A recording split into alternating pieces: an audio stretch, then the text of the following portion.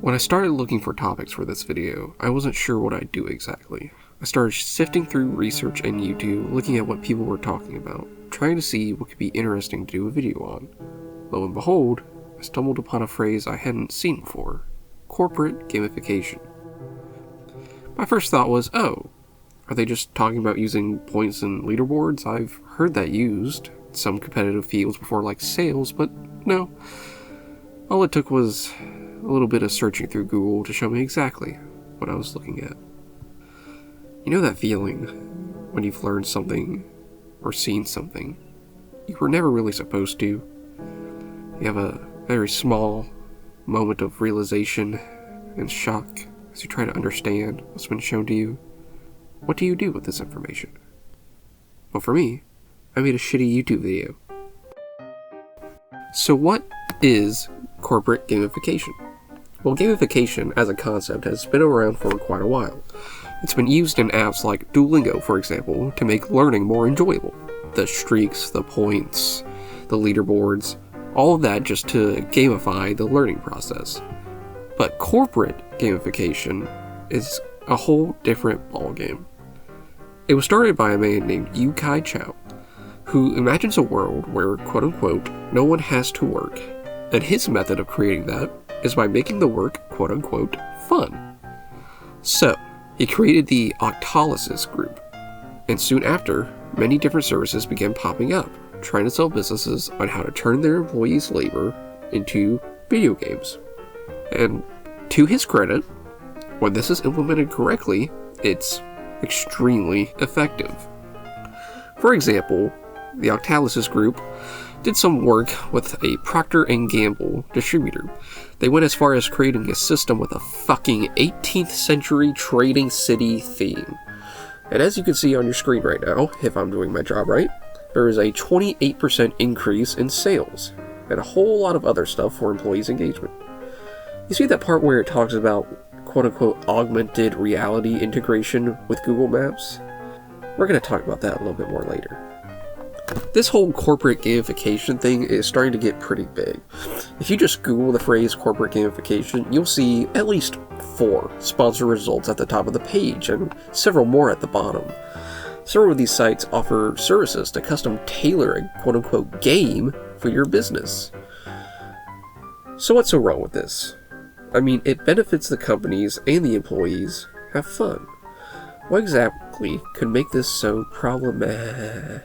Oh. Yeah. That'll do it. Okay. To understand the exploitation going on behind gamification, we really need to establish what's happening in our minds whenever we play video games. This way, we can see how this applies to the corporate world whenever it's gamified. So first of all, the dopamine loop. You see, video games are great at tapping into the dopamine loop. Dopamine in and of itself is responsible for reward, motivation, learning, and even addiction in the brain. It's what your brain uses to make itself feel good after you've done a good job, giving itself its own pat on the back. The brain likes dopamine. The brain wants to get more dopamine. And the brain wants you to do more of the things that give it dopamine. This is a very gross simplification of how dopamine works, but for the purposes of this video, this is what you need to know. Oh, and don't just take my word for it. They openly admit that they are exploiting this on their websites. Ironically, they even called attention to psychological phenomena that I hadn't even planned to discuss here, like loss aversion. Yeah, that's totally not a common manipulation tactic. You see, loss aversion is a cognitive bias. It leads people to perceive losses to be more significant than equivalent gains. Essentially, losing $50 would have a greater negative impact than gaining $50 would have a positive impact on you. But back to the dopamine loop. The thing to keep in mind with that is that video games exploit the dopamine loop too, just for slightly different reasons. Let's look at Super Mario, for example. In each level you play through, you're rewarded for nearly everything you do. Hit a block, get coins or a power-up. Kill enemies, not only is it beneficial, you can get extra lives from that.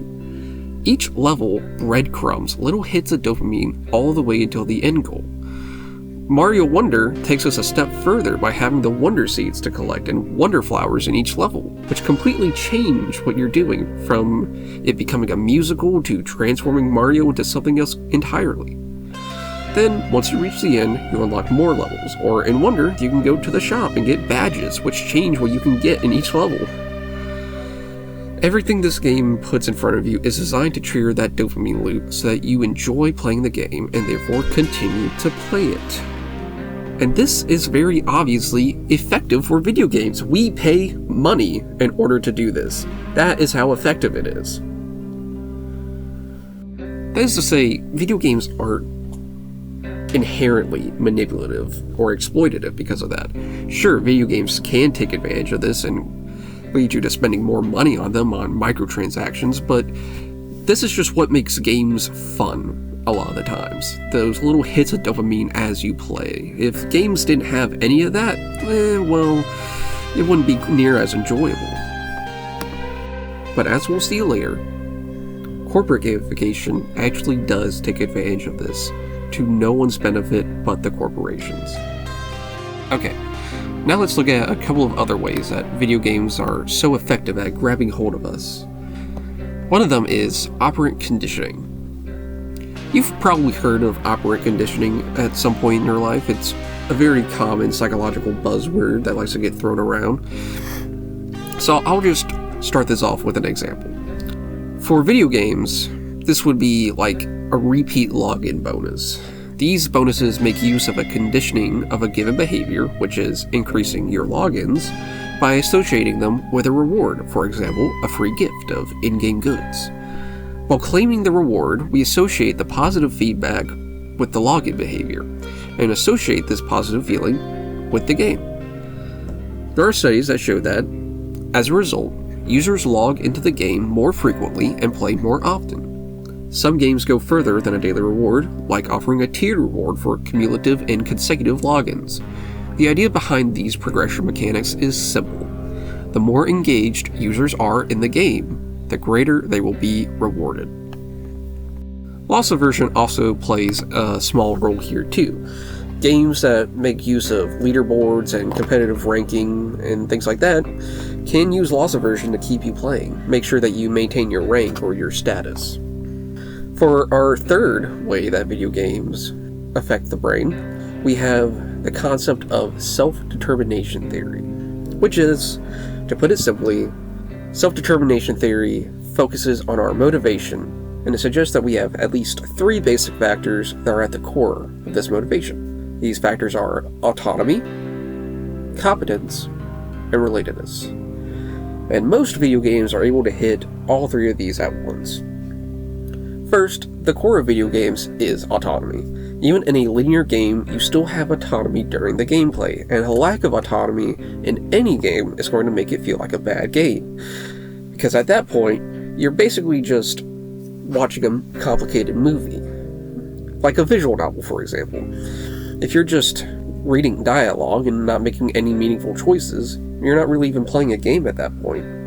It's just, like the name is, a visual novel. If a game is hand-holdy and you can't fail, it feels pretty shit to play. A lot of games designed for children tend to be much more hand-holdy and difficult to fail, but you'll usually still see kids' games have the ability for you to fail. Without that, you're not going to have near as good of an experience while playing, because the idea of failure is what compels you to try harder. If you can't fail, then there's no real point in trying. Then, for the second part of self-determination theory, you have competence. Most games tend to strike this one pretty well. As you play a game, you're going to slowly get better at it and master it. Some games are more difficult to do this than with others. But for people that like those games, that difficulty makes mastering it that much more fun and rewarding. Take a look at Dark Souls and other Souls-like games. These all have pretty high difficulty ceilings for the average person, but as one masters them, they tend to find a lot of satisfaction from it. But games just in general, any games that require reflexes or thinking or strategy, all have some level of competence that you have to achieve in order to become more masterful at the game. Then finally, you have relatedness. This covers social aspects. Multiplayer games, whether online or co-op, succeed at this the easiest. Relatedness is all about feeling connected and having a sense of belonging with others. So games with social features obviously fall under this. But even single-player narrative-focused games can also foster a sense of relatedness by creating an emotional connection with its characters. The God of War series or Undertale do this very well. You feel like you connect to these characters in meaningful ways. Oh, and don't you worry. Our good friend Yukai Cho is very well aware of how all this works and more. So I spent many years developing a gamification framework called Octalysis. And it's a design framework based on an octagon shape. And in the center of Octalysis are 8 core drives.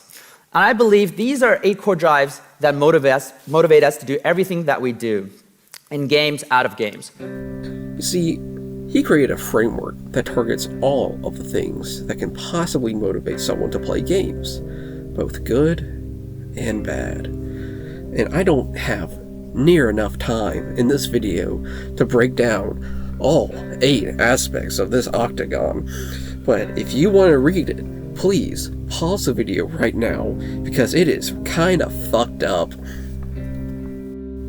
By the way, most of this was pulled from a TED Talk that he gave several years ago, which you can very easily find online at his website.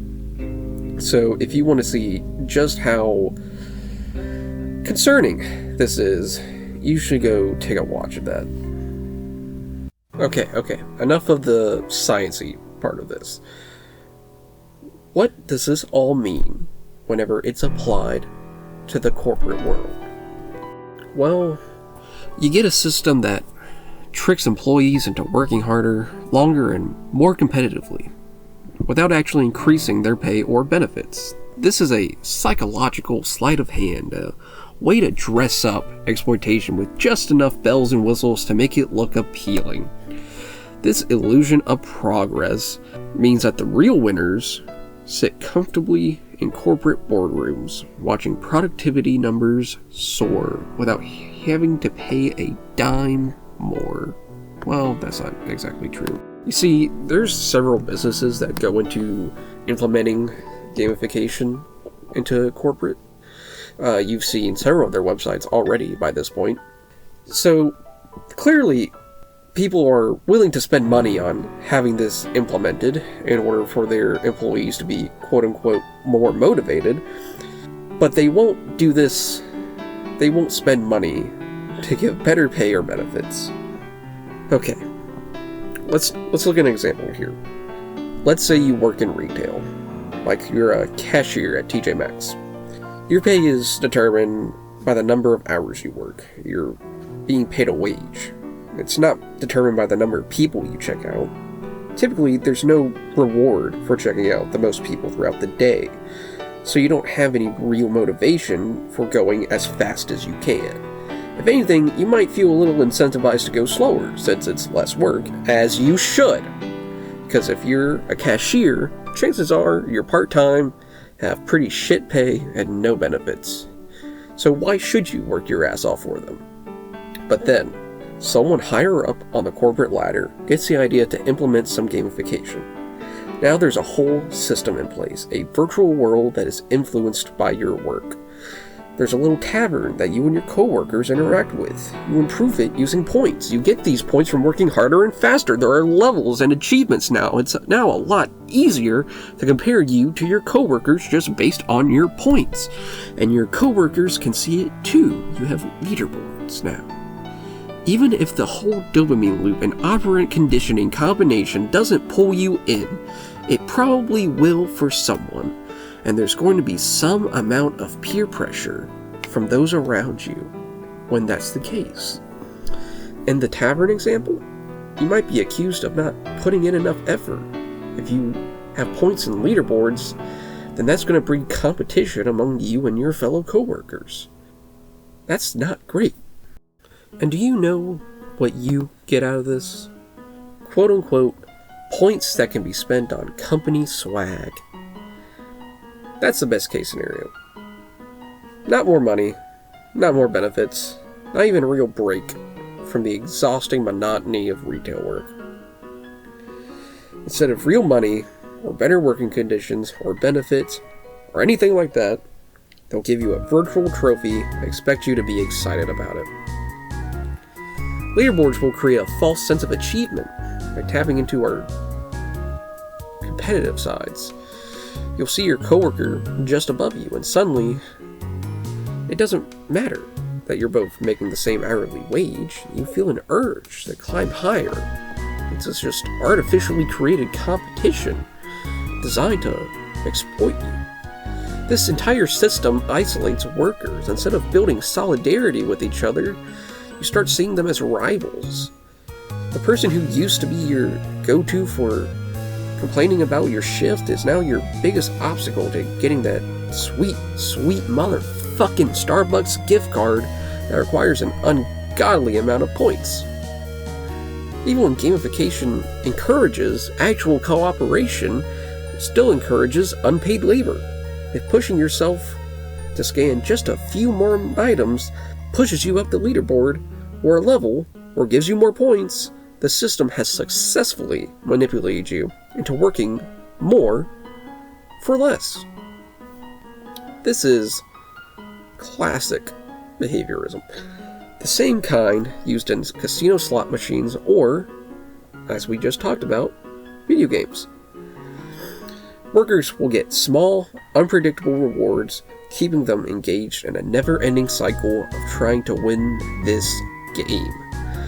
The reward schedule is designed to be just infrequent enough to keep you chasing that next big win. Except here, there's no jackpot, there's no real satisfaction, it's just an illusion of progress.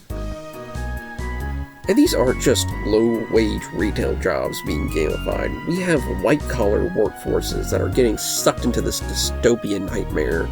Take Microsoft, for example, one of the biggest companies that has fully embraced workplace gamification. They introduced productivity score tracking, a system that lets managers monitor employee efficiency down to the number of keystrokes and emails sent.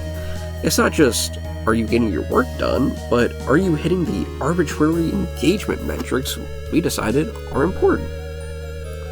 The system taps into the psychological tricks that video games have, except instead of getting coins in Mario, you get a pat on the back from your boss for sending 300 emails in a day. And still, other companies will use Google Map data and augmented reality.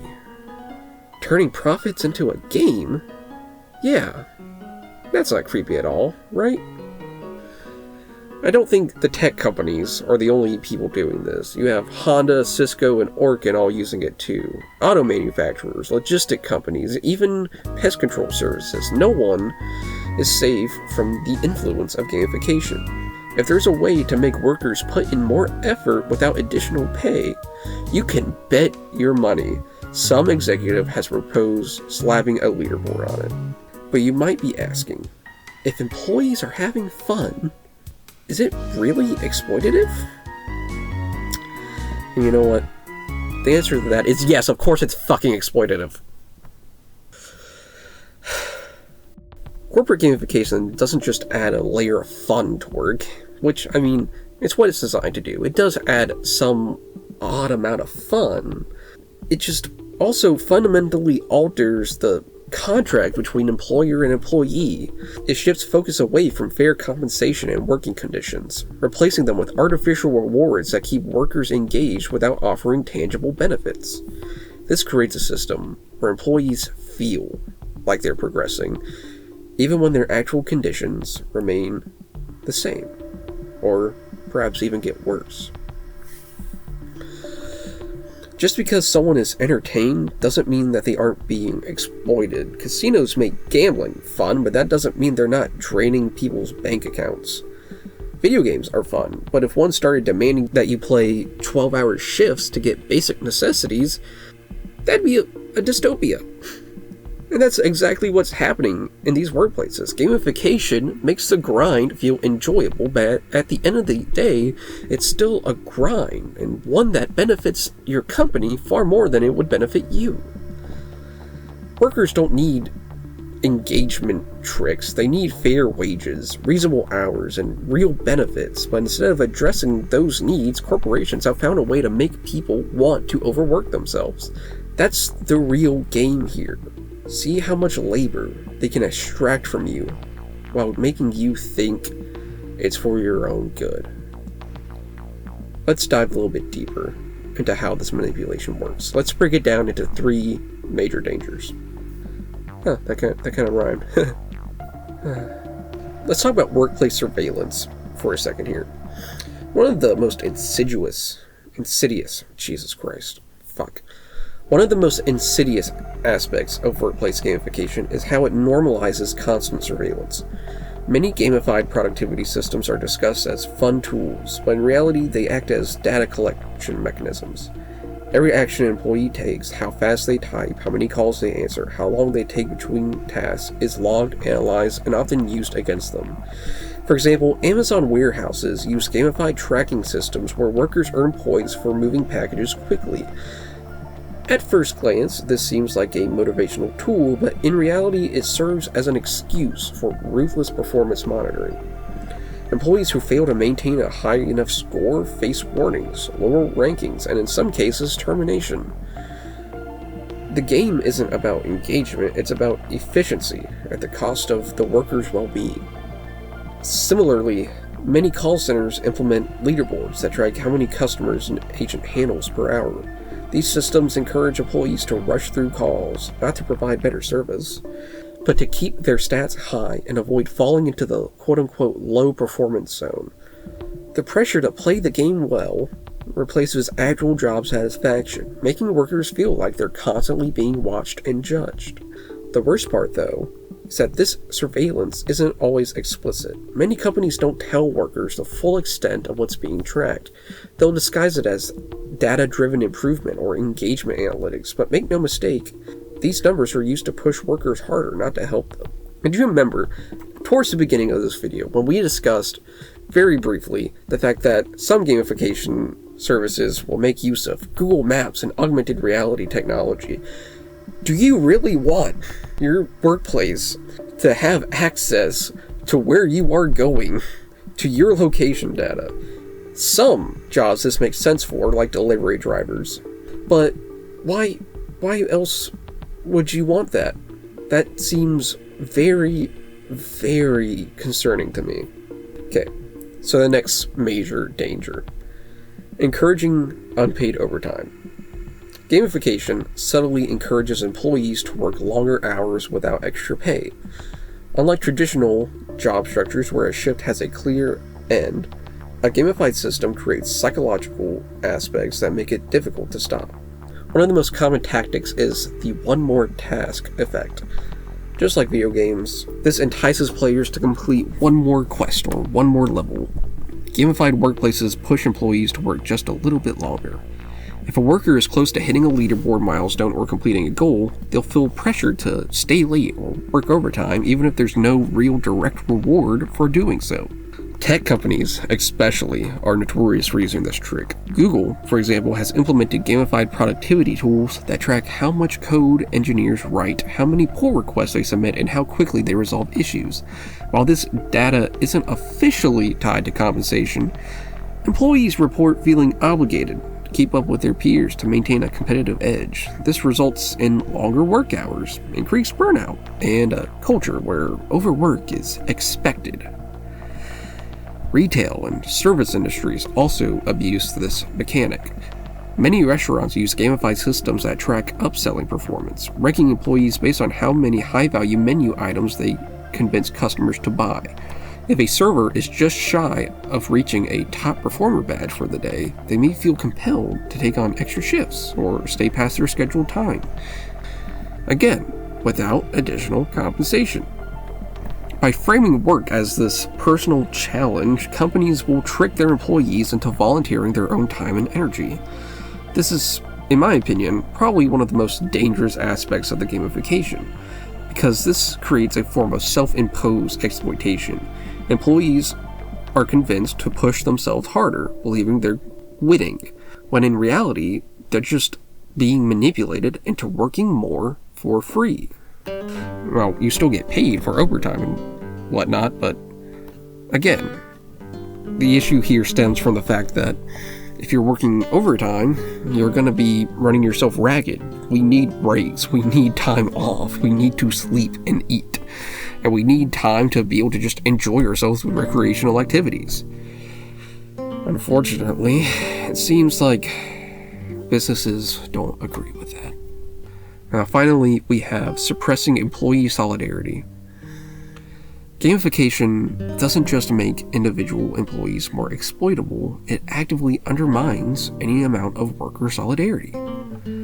By introducing these competitive elements, like the aforementioned leaderboards and ranking systems and individual achievements, companies will create internal rivalries that make collective bargaining more difficult. Instead of seeing each other as allies with shared interests, the workers begin to see their coworkers as other competitors. This is particularly dangerous in workplaces where performance metrics determine who gets the best shifts, bonuses, or promotions. If workers are constantly competing for rewards, they're going to be far less likely to stand together and demand better pay, fairer hours, or improved conditions or benefits. Let's take another example here. Consider sales teams for a second that used gamified commission structures. Instead of focusing on securing fair wages, employees are instead pitted against each other, with the top performers earning bonuses while the rest struggle. This ensures that only a select few succeed, while the majority remain underpaid and overworked. And since those at the top benefit from the system, they're less likely to speak out against it, further weakening any amount of employee resistance.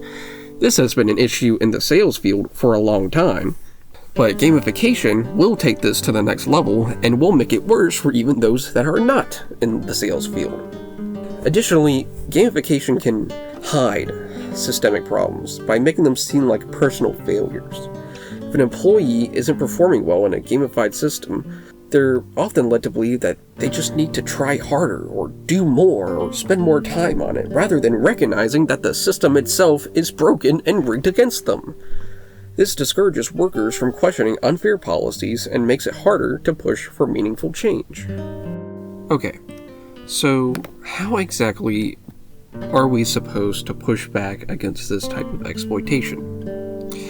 See, while gamification is deeply ingrained in many modern workplaces, there are ways to resist it. And the first step is understanding the system for what it truly is, a tool of manipulation. Once employees recognize that these games are designed to extract more labor without proper compensation, they can start taking action. So first of all, recognize when it's being done. If you're aware of what is happening, of when your workplace introduces point systems, leaderboards, and rewards programs, you should ask yourself, does this actually benefit me, or does it just push me to work harder for the same pay? Would I still be motivated to do this task if there were no points or badges attached? Is this system tracking my performance in a way that could be used against me? You see, by questioning the system, you can avoid falling into the psychological trap. You can actually make conscious efforts to avoid engaging with it. Second of all, employees should push for real rewards and not just fake ones. If your employer is using this gamification, we need to demand real compensation instead of digital badges, achievements, or other meaningless things. If your company offers points for productivity, you should maybe ask if those points can be exchanged for time off. If a leaderboard determines shift preferences or bonuses, you should push for fair scheduling and equal opportunities instead, especially in America. If employees are pressured to work harder for gamified rewards, you should remind your other coworkers that real wages are what matter, and that they matter a lot more than any digital perk or trophy. A company that really and truly values its workers wouldn't need to trick them into working harder. They would just treat them fairly and respectfully. And finally, we need to encourage collective action. This type of gamification thrives on individual competition, but the best way to fight back is through, say it with me now, collective solidarity. Talk to your coworkers about how the gamification is affecting them and the quality of their lives, especially at work. Share information about how these systems are designed to exploit workers. Organize and try to demand better pay, fair hours, and transparent performance policies. Historically, some of the most successful labor movements have started with workers recognizing when they're being manipulated. Gamification is just another tool in the corporate playbook, but time and time again we see that many of these tools will lose their power whenever people stop playing along. So corporate gamification. It isn't about making work more enjoyable, it's about controlling employees in a way that feels fun, but ultimately just benefits the employer. The next time your company introduces a game system like this, try to remember, if the game was truly fair, you'd be paid more, not just rewarded with points. If your boss needs a game to motivate you, maybe the job itself isn't worth it. If work is a game, make sure you're not the one being played. Now for a little bit of bonus. Fuck these companies in particular. Let's talk about some of the worst offenders that I found that are using corporate gamification. Amazon. Amazon warehouses are infamous for their many brutal working conditions, but we touched on earlier how they're using gamification to push their workers. Employees are constantly tracked for their pick rate, how fast they scan and move items, and if you fall behind, you're at risk of getting written up or fired. This isn't at every warehouse, but at the fulfillment centers that this is at, it's called an FC game system, where workers compete in-game challenges based on their real-world performance. These higher pick rates equivalent to higher scores. Top performers get virtual rewards, and the lowest ranked workers, they might sometimes get disciplinary action. Which is all starting to sound like it's heading towards a digital sweatshop of sorts, where employees are manipulated into working faster, not for better wages or benefits. And let's not forget, Amazon's time tracking systems that penalize workers for too much downtime between these scans. At Amazon, every second not spent working is a second counted against you, and the game never stops. SAP, or SAP, is a global software company, and it launched a gamified application called Road Warrior to train its sales force.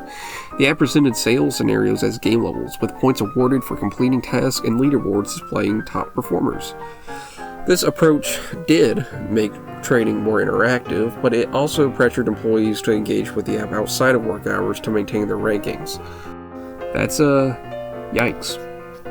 Then there's Microsoft. We also briefly touched on them earlier. In their sales department, they use a program called Fantasy Sales Team, and it's this thing that turns sales performance to kind of like a fantasy sports or fantasy football team. And it's a competition where employees will draft teams and earn points based on their sales achievements. The intention is to boost motivation. It also kind of creates this unhealthy competition among the different employees, leading to an environment where collaboration is just completely undermined, and the pressure to perform can result in stress and probably unethical sales practices, as employees would oftentimes want to prioritize winning over meeting customers' genuine needs. Alright, well, that's all I have for you today. Be sure to subscribe if you liked, and liked if you subscribed, and what am I saying? I don't know. Bye, I'm done. Peace.